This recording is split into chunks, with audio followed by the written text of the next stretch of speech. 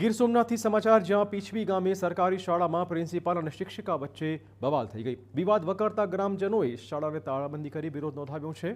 તમામ શિક્ષકોને હટાવી નવા શિક્ષકોની નિયુક્તિ કરવાની ગામના લોકોની માંગણી છે. નવા શિક્ષકોની નિયુક્તિ ન થાય ત્યાં સુધી શાળાને તાળાબંધીની ચીમકી તેમણે ઉચ્ચારી છે. આચાર્ય અને શિક્ષિકા વચ્ચેની બવાલમાં વિદ્યાર્થીઓનું ભણતર બગડ્યું છે. ઉલ્લેખનીય છે કે મંગળવારે સાંજે સરકારી શાળાના પ્રિન્સિપાલ અશ્વિન ચૌહાણ અને મહિલા શિક્ષિકા હર્ષા ચૌહાણ વચ્ચે કોઈ બાબતે બોલાચાલી થયા બાદ ભારે હોબાળો મચ્યો હતો. શિક્ષિકાનો આરોપ છે કે પ્રિન્સિપાલે બાળકોની હાજરીમાં તેમને અપશબ્દો કહ્યા. વારંવારની પ્રિન્સિપાલ અને શિક્ષિકાની માથાકૂટથી વિદ્યાર્થીઓનું ભણતર બગડતું હોવાની ગ્રામજનોની ફરિયાદો છે.